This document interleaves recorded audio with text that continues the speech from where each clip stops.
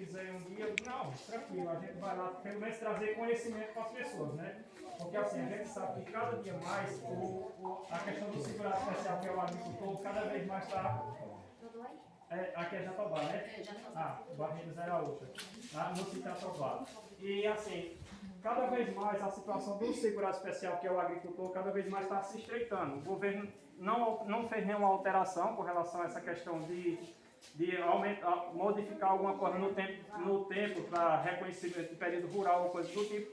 Porém, em compensação, criou mais regras, mais exigências para a concessão de um benefício. Aí aqui eu vim trazer alguns esclarecimentos, principalmente com relação a casos práticos, que chega sempre lá no nosso escritório, né?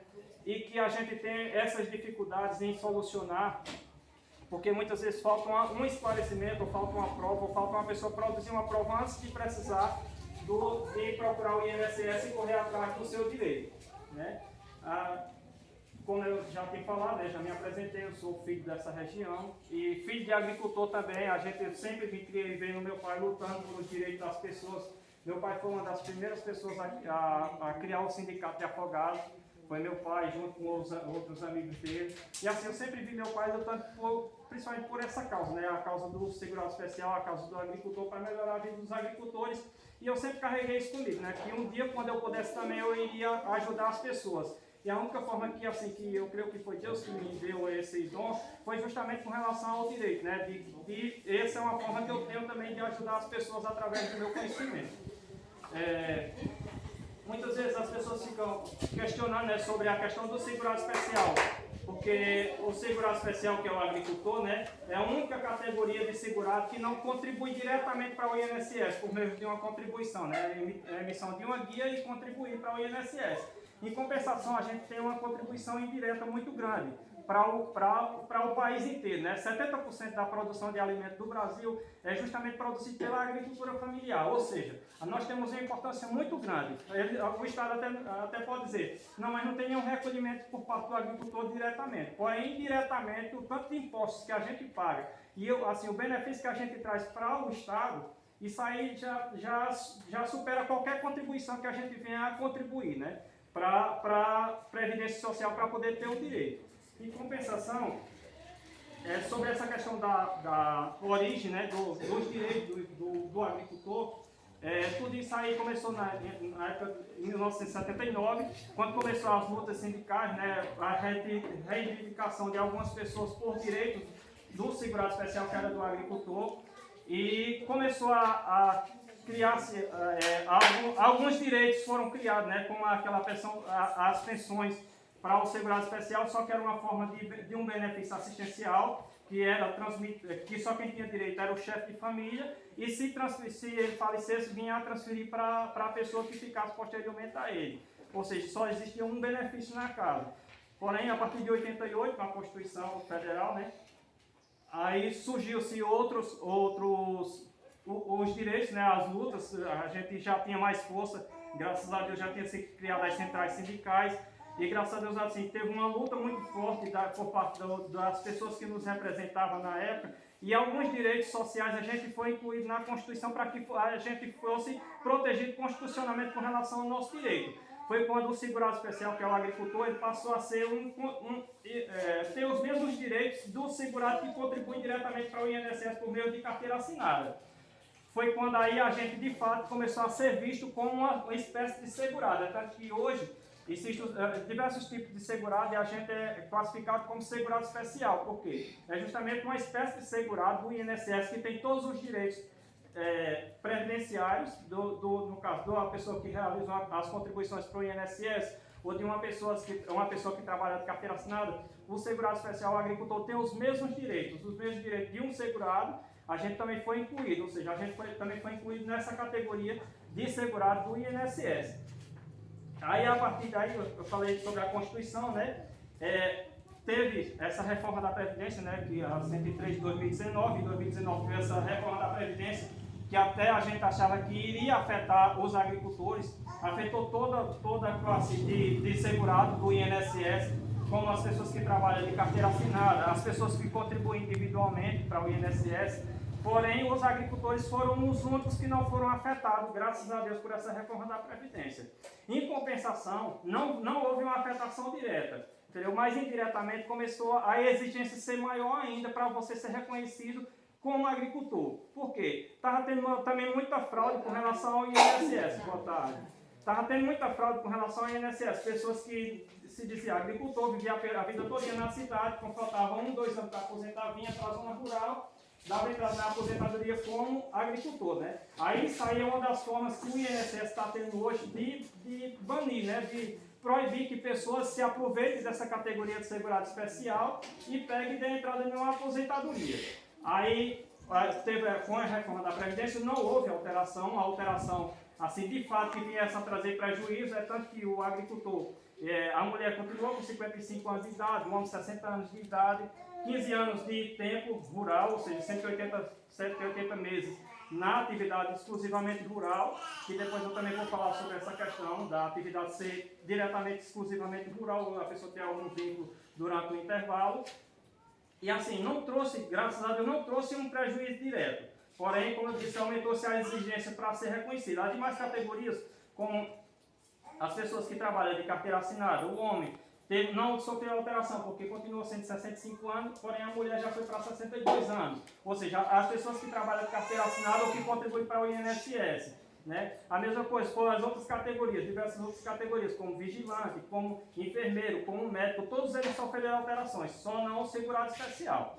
Só que, em compensação, aumentou-se essa questão da rigorosidade. E uma delas, por incrível que pareça, foi a DAP, quando foi criado, o sistema DAP. Eu acho que vocês, quase todo mundo tem uma DAP ativa, e se não tiver, agilize para fazer a ativação dessa DAP, porque ela vai ser muito importante, ela já era importante, e de hoje em diante ela vai passar a ser mais importante ainda, para reconhecimento, porque ela é o único cadastro que vai direto para o sistema do governo federal, e que você passa a ser de fato reconhecido através de uma DAP, ou de um Garantia Safra, como de fato tendo um cadastro com o governo federal, ou seja, de fato você é um segurado especial para todos os fins, para o INSS. Agora eles estão implantando, a partir desse mês, eu acho que o seu Zé já está por dentro, sobre essa questão do sistema CAF. É um outro sistema que vai substituir o sistema DAP. Nesse novo sistema CAF, vai ser incluído todo o grupo familiar, todos os membros da família vai ser incluído nesse sistema CAF, e vai passar a ser segurado especial, que antes só incluía na DAP o marido e a mulher. Agora os filhos também vão ser incluídos. Esse procedimento de inclusão ainda está sendo estudado por parte do sindicato, para ver como é que vai ser esse procedimento de inclusão. E esse sistema CAF ele vai ser um sistema que vai ser interligado diretamente com o sistema do INSS. Ou seja, quem for se aposentar futuramente, daqui a 5, 6, 10 anos, eles vão só consultar lá no sistema CAF, ver quantos anos você já tem ali incluído naquele sistema e, consequentemente, conceder ou negar um benefício. Ou seja, esse sistema CAF ele vai ser muito importante, tanto para fins de empréstimo junto ao Banco do Nordeste, para fins de comprovação, para fins de qualquer benefício, como auxílio-doença, aposentadoria por invalidez, salário maternidade. Esse sistema CAF ele vai ser um sistema muito importante, que ele vai justamente substituir a DAP a partir do final de outubro, né, senhor Zé? No mês de novembro já vai ser o sistema CAF. Até eu estava falando com o pessoal do sindicato, na última reunião lá, e eles disseram que a partir do início de novembro já vai ser esse novo sistema. Quem vai fazer esse cadastramento vai ser o pessoal do sindicato que vai fazer esse cadastramento. Ou seja, mesmo que vocês... Porque assim, as pessoas achavam que a DAP era só para fazer empréstimo. Mas não, essa DAP ela é muito importante para a aposentadoria. Hoje é tanto que se você tiver uma DAP ativa, que preenche os 15 anos de atividade rural para quem vai pedir uma aposentadoria, eles não pedem nem tanto documento. Ou seja, uma DAP já praticamente substitui todos os documentos que você tem um contrato de comodato, ou uma terra e uma DAP, ou um contrato de comodato, ou a terra no seu nome, ou no nome da sua esposa, e uma DAP ativa, pronto, isso aí é o suficiente para que eles concedam um benefício. Esse sistema CAF ainda vai ser mais importante ainda. Por quê? Futuramente não vai precisar nem você levar documentos para fins de comprovação, porque o sistema do INSS em si já vai constatar lá o que você já está ativo, seu núcleo familiar também já está ativo. Isso, consequentemente, vai trazer benefício. Por quê? Se, por exemplo, o marido e a mulher, eles têm antes ele tinha uma data ativa, porém para ele provar que os filhos dele pertenciam àquele grupo familiar, para aproveitar as provas do pai e da mãe, era necessário levar a documentação do pai e da mãe, levar o cadastro único, que chama-se o cadastro único do Bolsa Família, né? Mas ele não é só para o Bolsa Família, ele é para a comprovação do núcleo familiar, das pessoas que fazem parte daquele núcleo familiar, e toda a documentação do núcleo familiar. Hoje, nesse sistema CAF que vai vir, né, ele vai substituir toda essa documentação. Ele vai ser um negócio que vai resumir demais essa questão com relação à documentação. Aí o sindicato, eu creio que o sindicato vai vir aí, vai ver a forma de cadastrar as famílias, né, nesse sistema CAF também. E a importância, minha gente, da associação e do sindicato.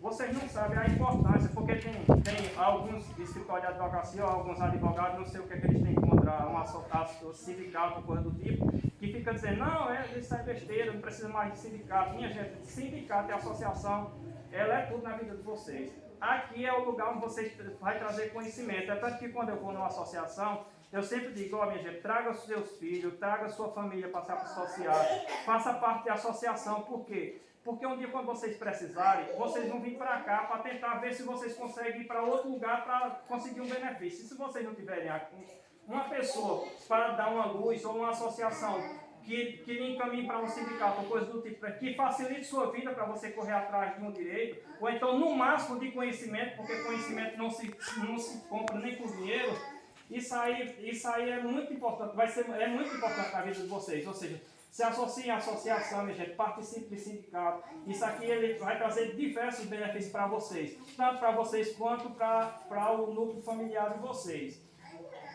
Uma coisa muito importante, minha gente, que, assim, ultimamente eu tenho sempre batido nessa tecla com relação à questão da união estável. Quem vive em união estável, né?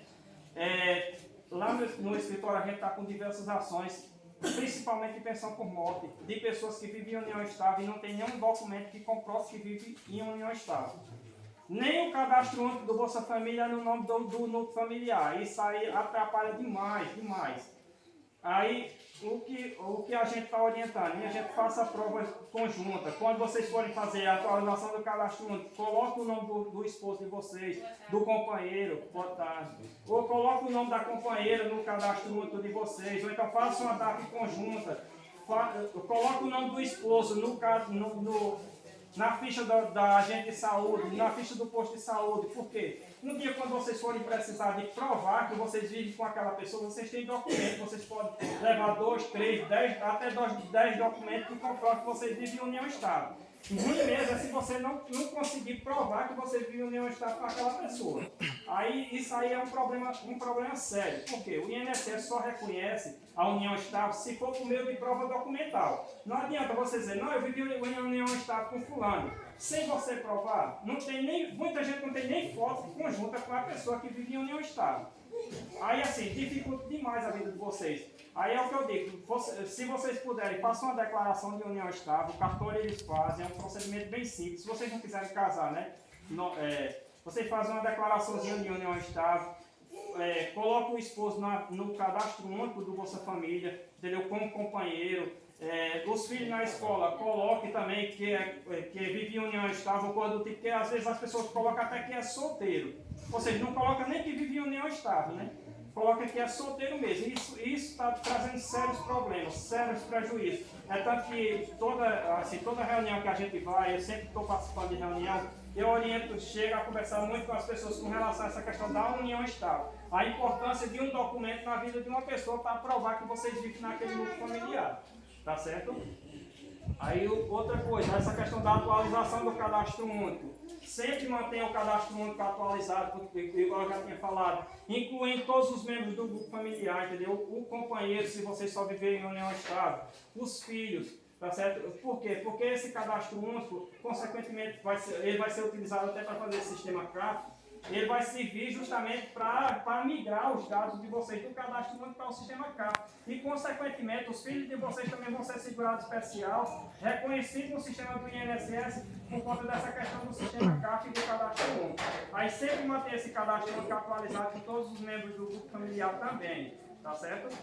Aí, com relação à questão dos direitos do agricultor, né, que eu já tinha dito que, assim, para a aposentadoria, no mínimo 15 anos que a gente tem que reconhecer, ou 180 contribuições, né, que em tese era para ser contribuições, 180 meses, que a gente tem que reconhecer que seja exclusivamente em atividade rural, ou que esse afastamento não seja superior a 120 dias, se você trabalhar de carteira assinada, e pode até ser superior a 120 dias, caso esse vínculo seja em algo relacionado à agricultura, como corte de cana, cata de laranja, essas coisas, quando o pessoal viaja, né, para trabalhar em usina, essas coisas, isso aí também não descaracteriza a qualidade de agricultor, né? Só que se vocês trabalharem de carteira assinada nos 15 últimos anos, antes de vocês cumprirem o requisito para a aposentadoria, ou seja, a mulher trabalhar de carteira assinada após os 40 anos de idade e o homem trabalhar de carteira assinada após os 45 anos de idade, isso pode trazer prejuízos, principalmente se for no âmbito administrativo do INSS.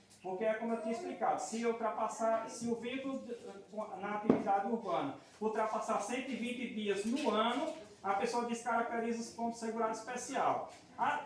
Atualmente, essa questão da descaracterização, o INSS não reconhecendo, a gente está judicializando e está dando certo, a gente está conseguindo reverter muito benefício no âmbito judicial. Porém, o benefício tem que ir para a justiça para que seja reconhecido, né? Assim, aí isso aí é como eu digo, né? A pessoa só faça isso se realmente tiver condição de se afastar. Se não tiver condição de não se afastar, né? Se não tiver condição de não se afastar da atividade rural e necessitar viajar, infelizmente a pessoa também não vai ficar passando necessidade, porque diz, não, mas só falta 15 anos para me aposentar, vai só estender mais um pouquinho, né, o tempo para a aposentadoria, mas... Ou então vai dar mais trabalho também, consequentemente, para a gente provar que no período anterior e posterior à atividade rural, ao vínculo urbano, a pessoa trabalhava na roça, isso aí a gente tem que provar a via judicial, mas consegue provar. Isso aí é só para fins de orientação, para que vocês não venham a sofrer prejuízo inocentemente, né? Porque às vezes muita gente vai, viaja e de uma forma inocente, não, eu vou assinar minha carteira que isso aí não tem problema nenhum não, entendeu? Para fins do INSS tem problema se esse vínculo ultrapassar 120 dias. Para fins da justiça a gente está conseguindo reverter, porém o processo tem que ir para a justiça, tá certo? Outra coisa muito importante, com relação a contrato incomodado, é uma coisa que eu sempre bato, porque é uma coisa também que está trazendo até uns problemazinhos com relação à questão do contrato incomodado em si. Muitas vezes os filhos, ele casa e constrói a casa na mesma terra do pai e da mãe.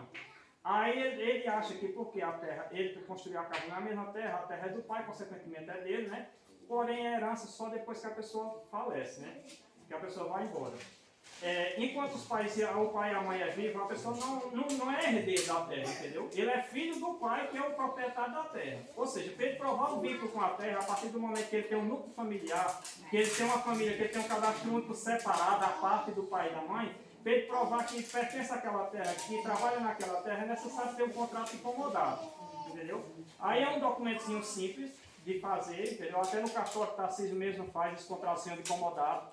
Vocês façam esse contrato incomodado antes de vocês precisarem do INSS. Porque isso aí vai ser muito importante para vocês provarem o direito de vocês. Porque o contrato incomodado ativo, antes de vocês precisarem requerer um benefício, como salário maternidade, uma auxílio-doença, uma aposentadoria por invalidez, uma pensão por morte, é muito mais fácil e ele vai ser servido de prova se esse contrato incomodado tiver com uma firma reconhecida, antes de vocês virem a levar ele para o INSS e precisar dele. Porque o que geralmente ocorre, as pessoas nunca fazem um contrato incomodado, quando vão precisar dar entrada no benefício no INSS, aí faz aquele contrato incomodado para dar entrada no benefício, entendeu?